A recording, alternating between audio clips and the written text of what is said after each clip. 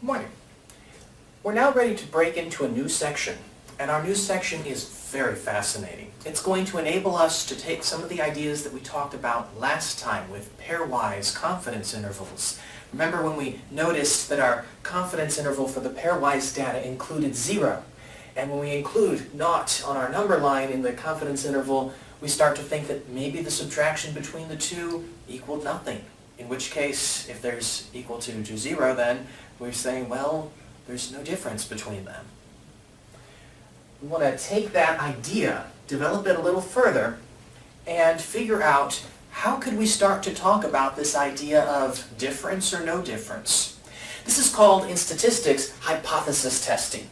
And so you see up here I've written hypothesis testing, and in particular, as I've written hypothesis testing, I've written two strange new characters, h0 and h sub 1. h0 is what we call our null hypothesis. Maybe I can write that here in blue. The null hypothesis. And null means nothing, and so it's not surprising that h0 has a subscript naught there, and it's no significant change. The null hypothesis is that we looked and tried to compare some things and decided, nope, they're not different. Everything's the same. The alternative hypothesis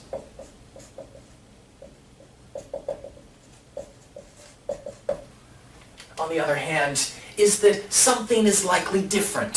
Something has changed. We have old data, we're comparing it to new, and we think something is different now. We're going to go, towards the end of this lecture, a lot more into detail about the specifics of when we're allowed to say these things, and in particular, pay attention to exactly how I say it. You will never find me say, the alternative hypothesis is for sure true, or you'll never hear me say, I've proved this.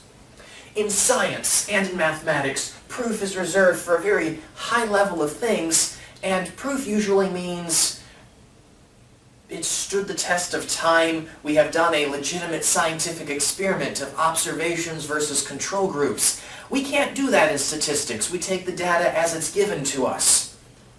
And when we get our data, we have to do whatever they say. So all we can do is say, currently, using these statistical tools, using these parameterizations, I think that this one has more support than the other one. So watch out for that later on when we get there. But let's discuss this idea of no significant change versus something is likely different with what I call the saddest example. You've got a similarly sad one in your book, but recently I was off the phone. I spent some time in Texas teaching currently, but I do have family and friends in California where I'm from, and Mr. Snuggles, my cat, still lives in California. And he went to the vet, and here's what I found out. Mr. Snuggles, like most living creatures, breathes, respirates in some way. And apparently, he's not breathing all that well. This is breaths per minute. Maybe that's also beats per minute medical thing. I wasn't really clear. But anyway, breaths per minute. 19, 16, 23, 22, 20, 18, and 16. That is how many breaths per minute Mr. Snuggles was taking recently. And I'm informed when I go onto the internet that cats should be breathing about 28 breaths per minute. That's average. There's a standard deviation of 14, though. So you say, okay, let's take a look at that. Notice 28 minus 14 is, in fact, kind of strangely, 14.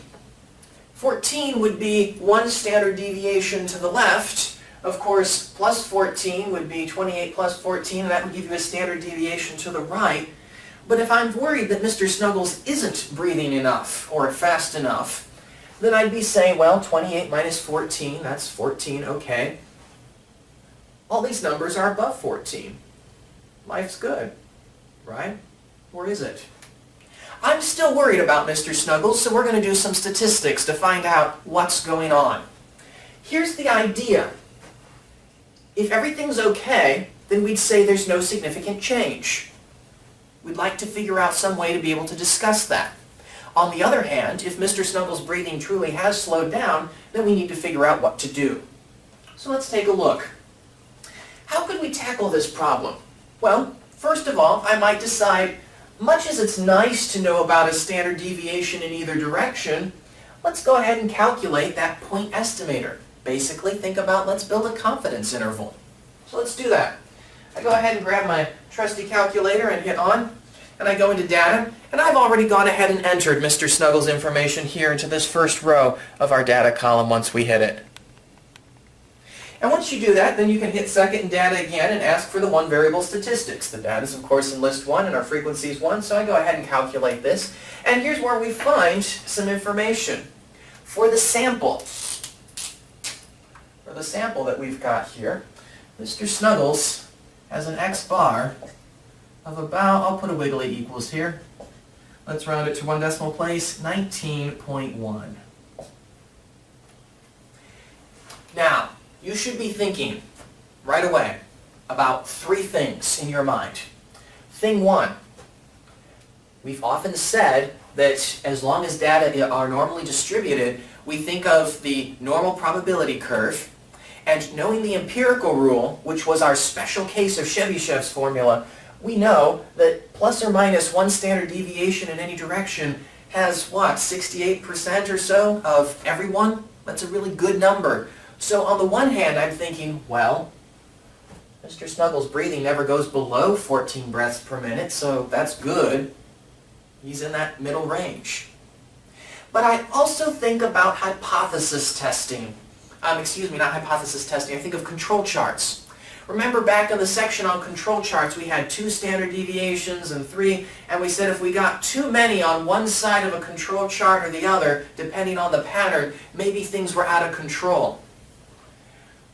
While it's very nice that we've got this 14 here as some kind of lower limit, 28 minus 14, I really should have picked a better animal than a cat, but that's what I got. We might be thinking, well, okay, it's not hitting any bottom number all that much, but when I calculate the data from the sample, I start to say, well, the fact is the average should be 28. Mr. Snuggles' personal average over the last few minutes is only 19.1. There seems to be kind of a big gap in there. If you take 19.1, I don't know, and add 14 to it, I get 33, so again, this average seems to be inside the deviation, so we're like, well, it could go many ways. How would we calculate this? Well, this is a perfect example of what we call the central limit theorem. And think back to Module 6, central limit theorem. It would not be surprising if Mr. Snuggles breathed 1 minute and only breathed 19 times, because in that case, we would use this z-score, x minus mu all over sigma, and we would probably find that this is perfectly reasonable for him to do that once. But we have a slightly different case here, don't we? We've got a little more data for him, which means we talk about our alternative z-score, where we talk about x bar. You're not comparing a single point to the population anymore. We're comparing a sample mean to the population. And we also have to change this down here to sigma x bar, which of course is standard error, and we call that sigma the normal distribution divided by square root of n, where n is the number of sample sizes. So it looks like we can probably calculate a z-score for my cat. So let's do that. Before we do that, let's sort of firm up what the two possibilities are for Mr. Snuggles. And this is where we'll use this H0 and H1 stuff. Now, I'm going to give you a list of how we go through this in a second, but I kind of want to delve into this problem and talk you through the thought. It's very easy to see a list, it's very hard to memorize one, and it's even harder to know what to do. So maybe if you always think back to this example, every time we live in the hypothesis tests, which I promise we will do for the whole rest of term, we will continue using the steps that I'm writing up here. Notice this is step 1, but I want it to be intuitive. So you look at your cat, you decide maybe your cat's having some trouble breathing, so you start saying, well, what are the two possibilities? Possibility 1, no trouble breathing. Things that we think might support that? Well, none of his breaths are below 14 per minute, and 14 was one standard deviation below the average, so maybe it's okay. The alternative hypothesis, H1, is going to be that there is trouble. breathing is slow. Reasons to support that? Mr. Snuggles' average is 19.1. The population of all cats is 28. 19 is smaller than 28. That's our thought. How do we write this in math language? Well, we write it this way. Let me find my eraser. We're comparing sample mean to population mean. So the null hypothesis is that the population mean is in fact equal to sample mean. The way we normally write this is that mu equals 19.1. We're going to say, I don't think there's any difference between these two in some way. Actually, I think we'd probably write 28. Your book calls it K, where K is some predictor that we're trying to use. Somehow I think these two are equal. The alternative hypothesis, in this case, is that somehow secretly we're getting less than 28. Mr. Snuggles is getting himself a new population average, not a population of all cats, but a population of the way he's breathing. And he's slowly but surely pulling that average down, possibly. That's the alternative hypothesis. Notice there's three things that could happen in an alternative hypothesis.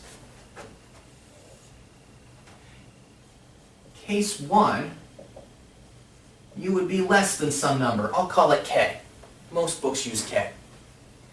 This case is what we're thinking here because we see this 19 is smaller than the 28. So we're thinking that maybe we're getting lower, shorter breaths. This is called left-tailed. Because if you think of a normal distribution, normally sigma's here, and in fact we think that it's getting dragged left. And I say dragged as if this is some active thing, but we're looking at the new data. New data suggests that it's getting moved left. The other possibility is that you might have the opposite case. What if Mr. Snuggles starts breathing faster? We had a whole bunch of numbers that were bigger than 28, let's say. Well, then we would start thinking the system's increasing. This we call a right-tail test. Again, because if you look at the normal curve, you think that it's increasing, it's being pushed further to the right. The last possibility, and your book mentions this, it's written mu does not equal K. This is what happens when we're not sure. The data's doing something different. We're not going to pin ourselves down. This is called, a two-tail test.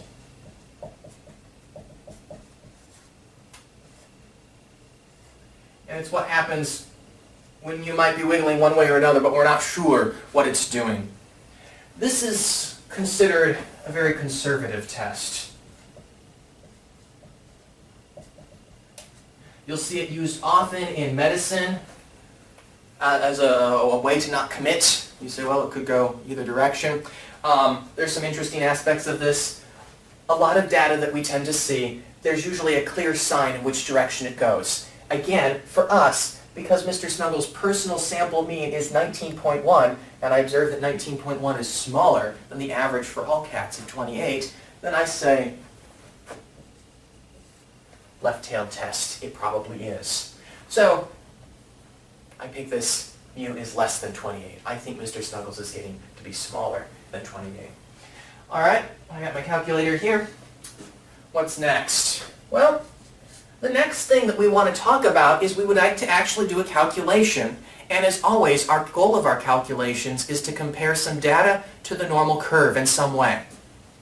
You'll find that all the time what we do. I've complained before bitterly that I don't think that people draw enough normal curves. Keep on drawing normal curves. That's the smartest thing you can do, I think, to understand how this is going. What we've got is we've got a mu of 28. We've got Mr. Snuggles' number of 19.1 as his x bar, and this is our raw data. We, of course, would like to convert this to z-scores. You know that a mu of 28 will convert to a z-score of 0 because mu is 0 under the z-score. It's right there in the middle. But we have to calculate what 19.1 is. So go ahead and plug this into our formula. 19.1 minus 28 divided by 14 is our sigma, all over the square root of 1, 2, 3, 4, 5, 6, 7. If I go ahead and pop that into my calculator, again hitting this fraction button right here, sticking 19.1 on top, minus 28, all over another fraction bar of 14 for sigma, and second square root and 7 down there. Hit go. We get a z-score of negative 1.68. Now I put a wiggly equals in there because I'm rounding just a little bit. 2 decimal places. Negative. Ooh, I missed that minus there. All right, what does that mean? Well, we can look it up in our chart. And if I look up a z-score of negative 1.68, negative 1.6878, negative 1.68, okay, 0.0465. Let me draw this bigger.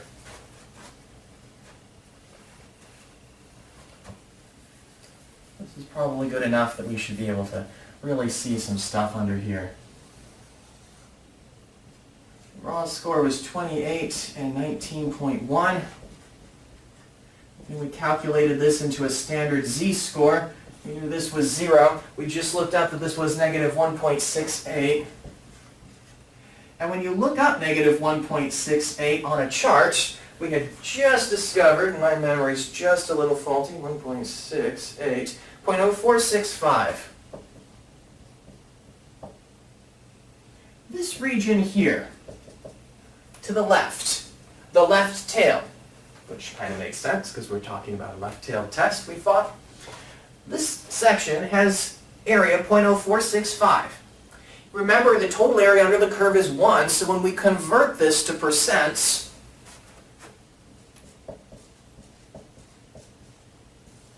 we get ourselves 4.65%. All right. Step 1 is always to talk about this null and alternative hypothesis business. Step 2 is to talk about the z-score. Step 3 is to actually look up what this normal distribution says. So really, step 2 for us generally is to actually calculate out this z-score. And looking this up, figuring out what the z-score is and looking up what it means on the table is part of step 3. It's the third thing we tend to do. Step 4 is all about interpreting. What does this mean?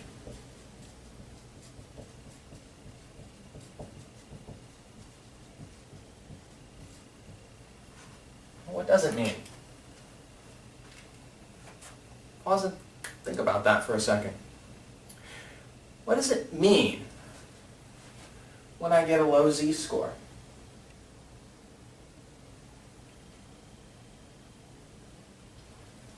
We are in Module 8. We should have some pretty clever things to say. And yet I'll admit the first time that I went through this and was right at this spot, my professor in statistics turned to me and asked me pretty much this question, though I don't think it involved a cat. As I recall, it involved some bananas that we were shipping. But anyway, what does that mean? I looked at him and I said, well, the z-score is... So I did the usual thing, right? You start stalling. I said, well, it means the z-score is negative 1.68. He looks at me and like, yeah. That's the point where my classmates started kind of laughing at me. They were just glad that nobody was looking at them, right? And I said, well, it means the area. We calculated the area of 0.0465. I don't remember what it was, but whatever we calculated. I said, well, it means that the percent would be 4.65. I was like, yeah, I successfully moved that decimal 2 places to the right and slapped the percent sign on it. Go me. What does it mean? Well, it means this. The normal distribution says if we grabbed random samples from the population, this is what we would expect.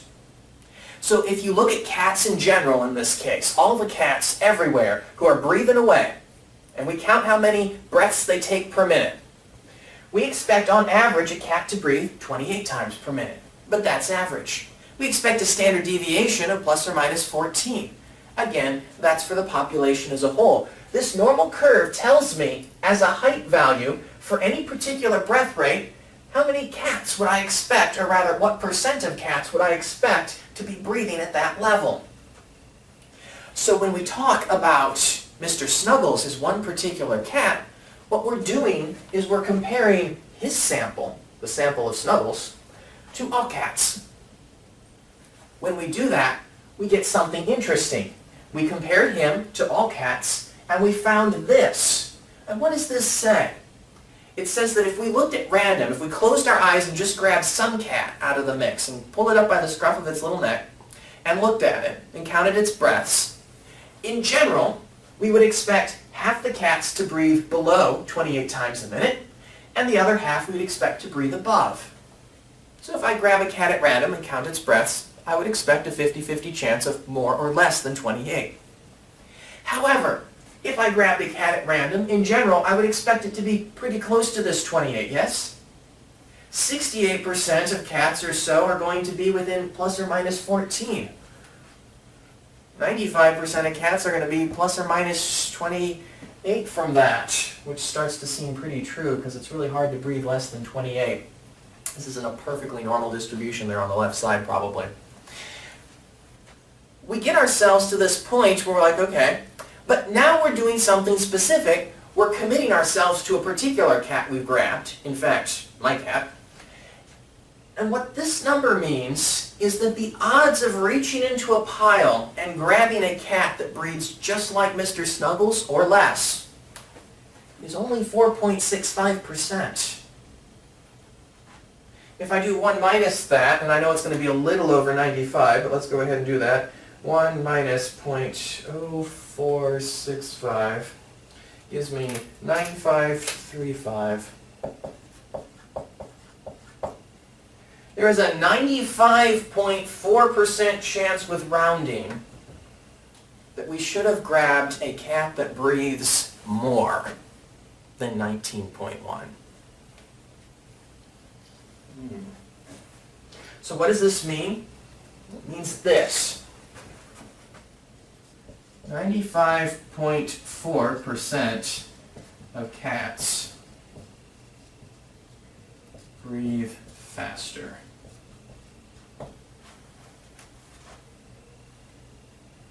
That's a lot of cats.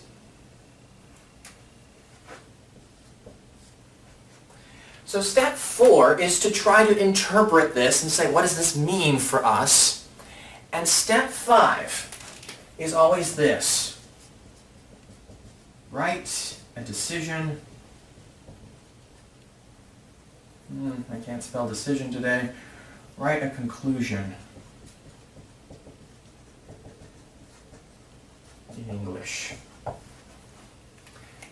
Nobody in the history of ever wanted to be told the z-score for your cat is negative 1.68. That would be a really bad thing to tell anyone. But even if you said for your cat's breathing, his z-score is negative 1.68, nobody wants to be told that either. It's your cat. This holds true for any sort of medical testing and really any sort of data. Nobody cares about a z-score per se.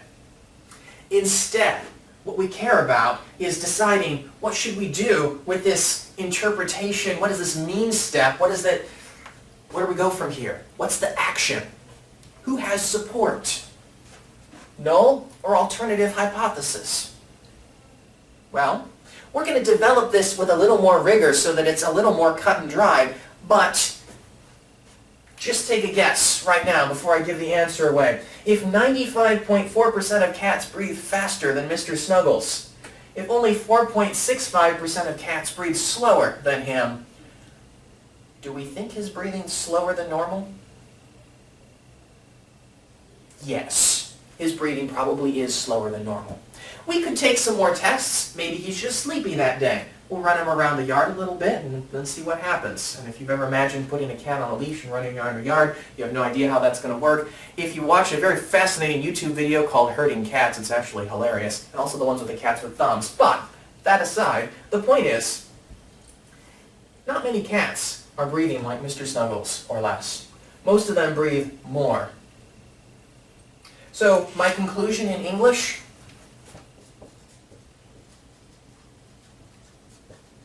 Mr. Snuggles is breathing slowly. His breathing is slowing down. It happens when cats get old. It's a part of life. And that's why I say this is the saddest example that we've got. You can find an equally depressing one in your textbook, and from there then you can get a little bit better understanding of how this medical testing stuff works. Good news though, to get a little bit away from the somber tone, I can assure you that this happened actually a week ago or so. Mr. Snuggles is currently doing just fine. He's got some medication that he doesn't particularly like, but he's doing swell, and I expect to see him again in just a few months when I go off for summer break. Anyway, this is hypothesis testing, roughly. Let me go ahead and erase some things to give us a little bit more space here, and let me go ahead too and try to firm up what we mean at some of these steps. So what I'm going to do is I'm going to erase this stuff here on the right, and I want to, instead of these rough steps that I've drawn, give you the official ones.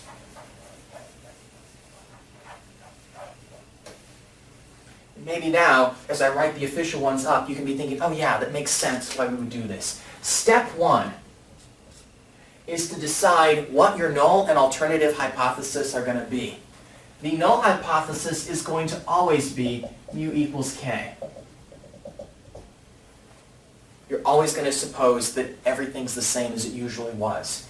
The alternative hypothesis comes in one of 3 flavors. Either mu is less than k, or mu is bigger than k, or simply the two-tailed test, mu does not equal k. You have to commit to those. You also have to commit to something we call alpha. Also pick an alpha. Secretly, in this example that I did, I secretly picked an alpha of 5%. I figured that if 95% of cats breathe better than Mr. Snuggles, maybe he's got some breathing problems. Step 2, calculate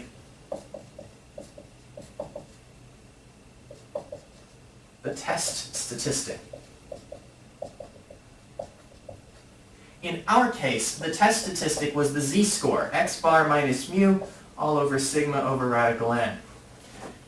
Every section in Module 8, every section in every chapter from here on out, we are going to have a new test statistic that we learn. Back in Module 7, I said it was very interesting because we first of all started with a z-score for the confidence intervals, and then we moved on to the student t-distribution, and then we moved on to the binomial possibility. Expect to see that here in Module 8 as well. We start out with the normal distribution under the z-curve. Then we'll move on and talk about other things. So calculate this test statistic. Step 3, you look up what that test statistic means inside your normal distribution or your t-distribution, whatever distribution chart you have. So you have to look up the probabilities. Step 4 is where you make your decision.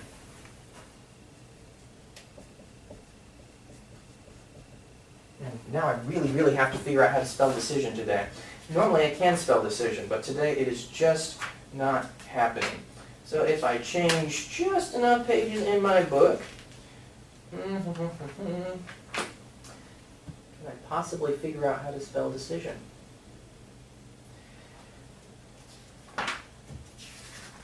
It's like the most common word. Yeah, okay. How to conclude. Make a conclusion. Make a choice. It's not happening today, folks. Make choice of H0 or H1. I promised you at the beginning that I'm going to have to be very careful with how I say this, so let me say these 2 things here now. We have 2 options for choices. Either we do not reject H0, that's option 1, I'll put him in brackets, or option 2, reject H naught. You will never hear a legitimate statistician tell you, we're going to go with H1. We say it a little more cautiously. We say only as much of a definitive statement as the data allow. Do not reject H1, do not reject H naught, means we're going with the null hypothesis as our working guess. It's an educated guess. It's the one we'll go with. But again, we say it very carefully. I don't say I'm keeping H naught. I'm saying we do not reject H naught. We say that because in the case of picking not rejecting H naught as our decision, we are definitely talking about a scenario where the statistical evidence currently supports not going further than H naught, but that doesn't mean that we know for sure that more evidence later on might change things. Remember, in statistics, we're not usually in the luxury position of doing a scientific study with a control group and a hypothesis group and various test cases and all this stuff. We're not in the laboratory setting. We're doing observations. And when you do observations, you have to be a little more careful because we're not controlling how everything's working. The other one, the one where we would go with the alternative hypothesis, is we reject H naught. So that's how we say it statistically. Then we can interpret this, finally, step 5, into English. Write an English sentence. Your English sentence should explain, and it could maybe sometimes needs to be more than one sentence, but it should explain to a casual user who never has really taken a statistics course, it should explain to them which choice we're going with and what that means. So you can't just say, we choose to reject H naught. In the case of Mr. Snuggles, yes, I'm going to choose to reject H naught, but what does this mean? I would write my conclusion and say, it seems Mr. Snuggles is breathing slowly. I would add that quantifier, it seems. Or I would say, the statistical evidence supports Mr. Snuggles having a slower breathing rate than normal. That's how I would say it. These are the 5 steps of hypothesis testing, and we will continue to use these 5 steps for the whole rest of term. I believe every section does them. Maybe there's one that doesn't, but it would be only one section, not even a whole module. Every module will for sure have a new set of rules to do. However, it will be these same 5 steps. What we will mostly change is calculating test statistic, and of course step 3, that looking up the probability part, because of course if we talk about t-scores, well then we're going to have to use the t-distribution rather than the normal distribution. So you'll be looking up things in different charts, but that's how that's going. Alright, let's talk a little bit about error. I've calculated out this example. It's pretty much right. I have to talk a little bit about error because I've slipped in this little phrase here, also pick an alpha. What's alpha? Alright, well I'm going to have to erase some things here. Let's go ahead and delete this raw data up here. I just said that we were going to erase some of this stuff and that we were going to have to talk about how we're going to pick a alpha, which is going to allow us to talk about this error testing. And I've just gotten into, I think, a little bit of a discussion about the ethics of how we have to understand this. Because every time we make a statistical decision, we're choosing to either reject or not reject the null hypothesis, and usually on the basis of our choices, people are going to take some action or not take an action. So this ties into what I would call the socioethics of statistics, because if we don't understand what types of mistakes we could make, then we don't understand what we're doing. In the case of Mr. Snuggles, there was a 4.65% chance that Mr. Snuggles is breathing just fine. We simply grabbed some of his breathing and we happened to grab some low samples of his breathing. It can happen. It could happen statistically. There's a 95% chance, though, or better, that he's probably not behaving in the normal range. And so that's why we would, in his case, say probably, let's go ahead and reject the null hypothesis. But let's look at what could happen. If we look at it from a universal perspective, sometimes in statistics we call this, we can play God. We actually know what's legitimately true and what's not true.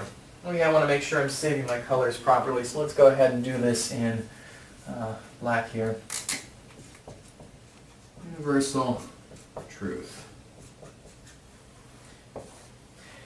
It's possible for us, when we're trying to build out all the scenarios of what might happen, to sort of look at it from a top-down perspective and say, okay, one of two things happens. Either H naught is actually true, or perhaps H naught is really false. We don't know which one of these is the case in real life generally, but if we're imagining all possibilities, we can certainly do this. And then here on the side, there's our choice. And as we take a look at our choice, we make one of two choices. Either we do not reject H naught,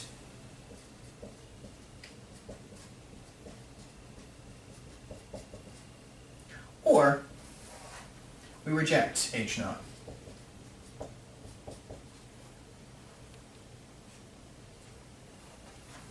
Remember, when we reject H naught, that means we're sort of believing we found some statistical support for the alternative hypothesis. Well, what happens once we get here? Well, some possibilities. If we choose to not reject the null hypothesis, and in fact the null hypothesis absolutely is universally true, then we would say that this was a correct decision. Let me use this color. We made the correct decision, correct choice, no error. Good. We made a good call. It was right. If we choose to reject the null hypothesis, and truly, if we had all access to all the population data, we would know that the null hypothesis was in fact false, then we've also made a correct choice. And we've made no error. Again, life is good. If those other two spots where we get some trouble, if we choose to not reject the null hypothesis, and the null hypothesis was in fact false, we've in fact made an error.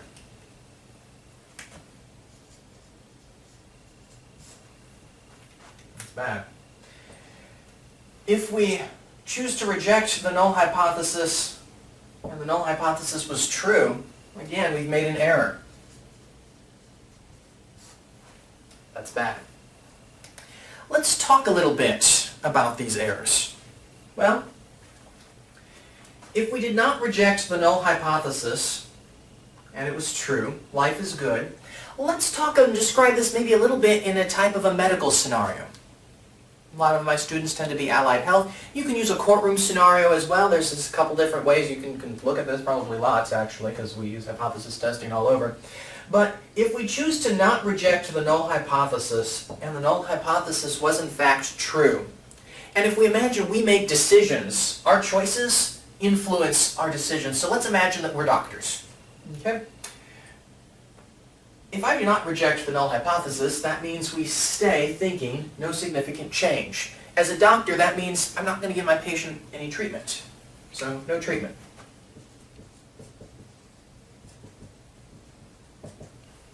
That's my choice.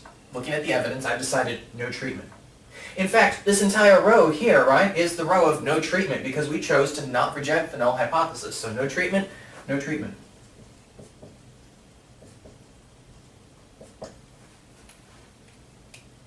Universally, though, in this scenario, my cat was in fact not sick. It was the right call to make. So no treatment and, in fact, no disease. But if H naught was false, that means there is a disease. And now you see why there's an error. There was a disease and we chose not to treat it. And again, this isn't one of those, I chose not to treat it because I don't think that I want to give my cat nasty tasting medicine, or this isn't, I don't want to treat it because, it seems like an invasive, painful procedure. No, this is I'm not getting into that level of medical decisioning here. I'm saying from a statistical perspective, we really thought there was no disease, so we chose to make no treatment. Conversely, down here, if we reject the null hypothesis, that means that we're going with the alternative. If the alternative is that there's something different in general in biological systems, if something's different, that means we'd kind of like to get it back to the way it should be so that it continues living an optimal life. So this is the case where we do make a treatment.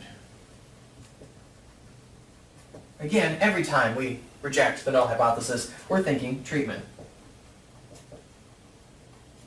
We do some sort of intervention to get the system back in line. But of course, if the null hypothesis was secretly true, we've given a treatment and there was no disease. And of course, here, if the null hypothesis was false, then there is in fact a disease. And then it's a good thing that we gave treatment. So you can see how the errors come into play. If I don't give a treatment to someone who's sick, that's unfortunate. If I give a treatment to a healthy person, that could also be unfortunate.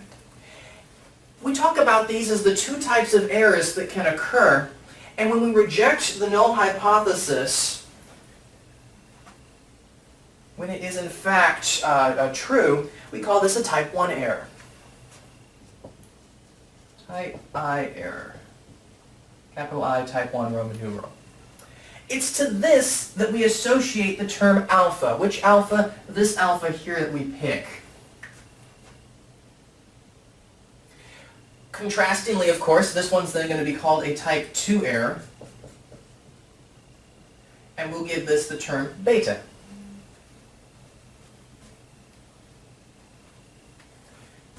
Beta actually in practice is rather difficult to compute, but there you have it.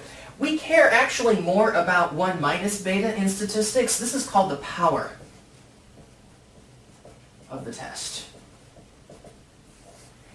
It's still tricky to compute because, of course, you have to calculate beta. And in fact, it's a subject for a more advanced course than this. So we'll spend most of our focus on alpha. And alpha is called the level of significance. Level of significance.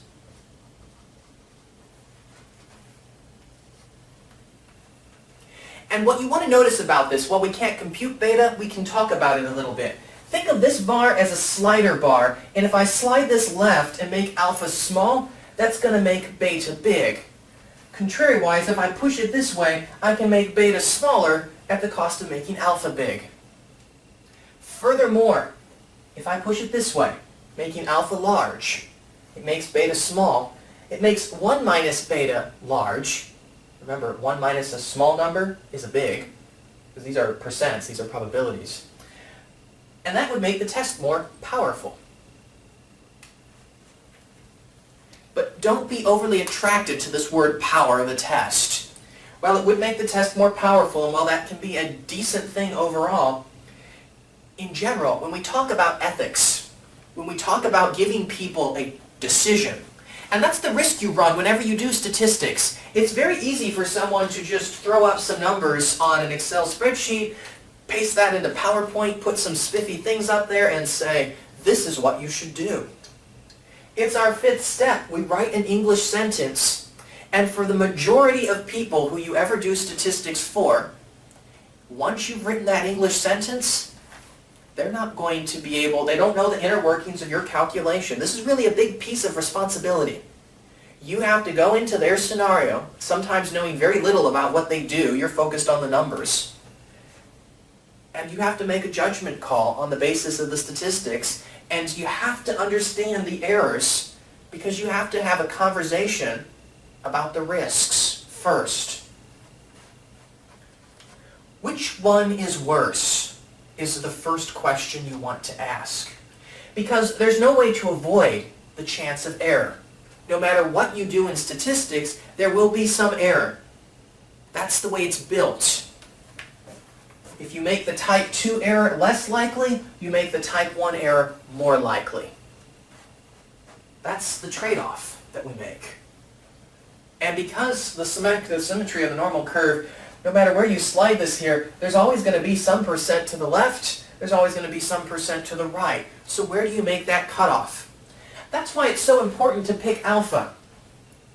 And now as we look at this, which would you rather do? Would you rather give your cat a treatment when it has no diseases? Or would you rather not give your cat a treatment when it has a disease? This is tricky. And let's make it more high stakes. Pretend this is grandma. Your call. What should alpha be? Do you want alpha big or small? In general, we pick a standard alpha. It's something that seems to have worked in the past, and this way we treat everyone equally. Probably in real life, I could imagine that for certain diseases, I might make different trade-offs, right?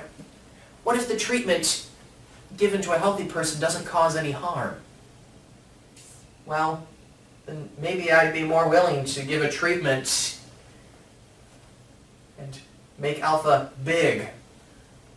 Reduce this chance that I don't accidentally not give the treatment to someone who has a disease.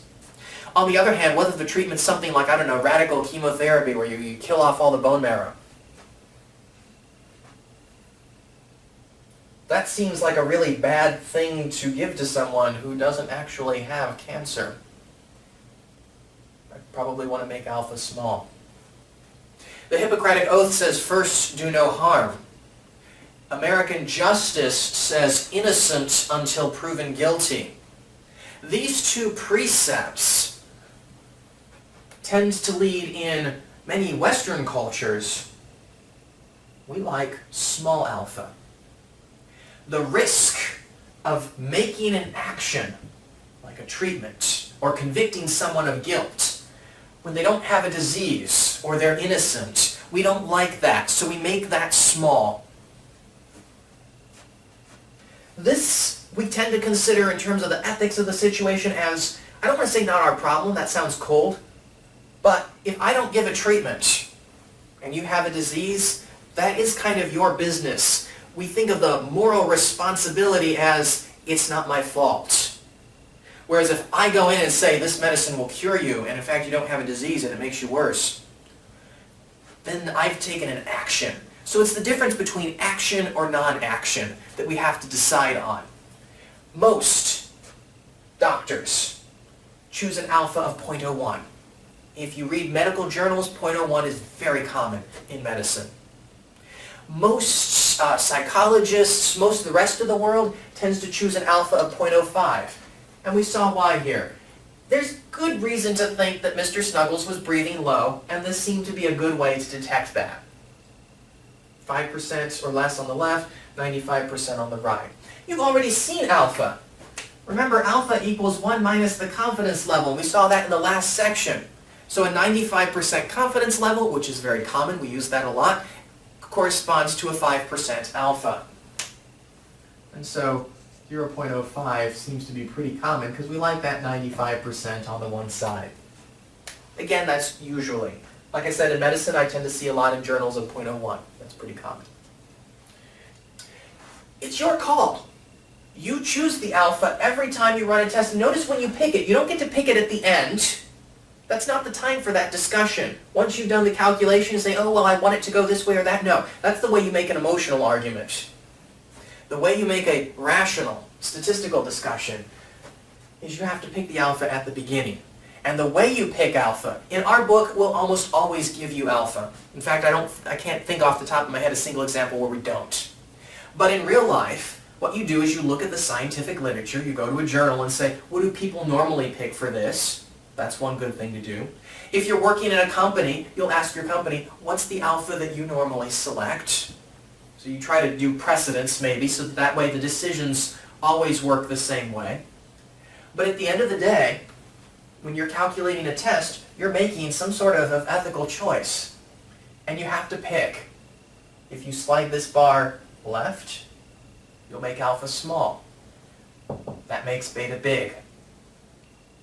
If you slide it right, you'll make alpha large. That makes beta small. You can't get a free lunch in statistics. It doesn't work that way. So, what have we got? We've talked about hypothesis testing. Step 1, you have to commit to what your null and alternative hypotheses are. The null's usually pretty easy. It's usually something equals something else. The alternatives, they can be left-tailed, right-tailed, or two-tailed. You have to commit. You also have to pick an alpha. Oftentimes, alpha will be given to you. General numbers that I see, 0.05 or 0.01 for a 95% confidence level or a 99% confidence level correspondingly. Step 2, you calculate the test statistic. This case, in this section, we're talking about z. Next time we're going to talk about t. We'll carry on and we'll keep on getting different test statistics that we can calculate. You look up that test statistics probability, and this lets you figure out how things are going. And you make a choice of H0 or H1. And you do that, now that we've discussed alpha, we can say how we do that. Well, let's take a look again at this classic example. Apparently now my cat is a classic example. This percent was less than 0.05. Since it was less than 0.05, we decided it was pretty unlikely that this happened by chance. So we figure that that means something's different. So if alpha, we call this area right here p, lowercase p. So if p is less than alpha, we're going to go with rejecting the null hypothesis. If p is bigger than alpha, we're going to go with not rejecting the null hypothesis. P is that area on the tail. This was a left tail test because this told me that it was left-tailed.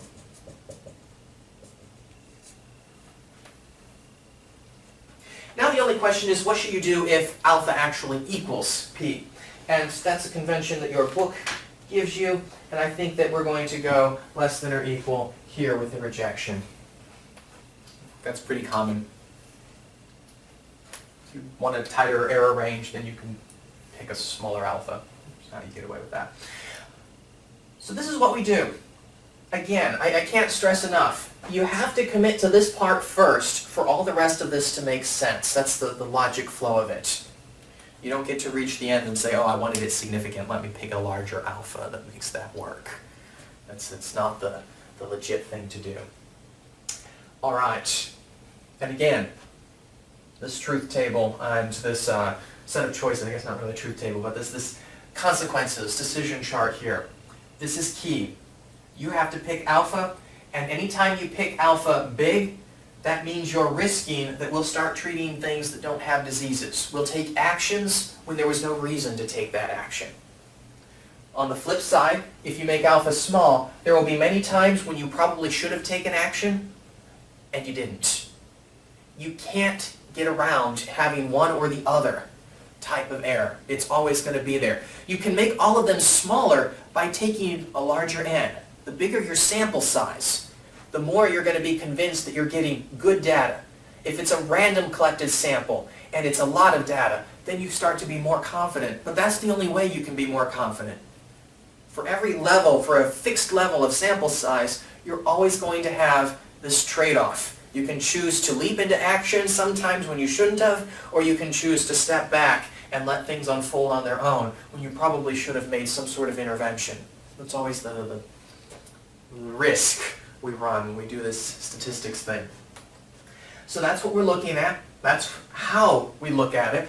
And I think that now it's probably time to let you go. This has run just a little bit long. I will see you in the next section where we talk about, well, what if we don't know things like sigma, as usual. But until then, be safe.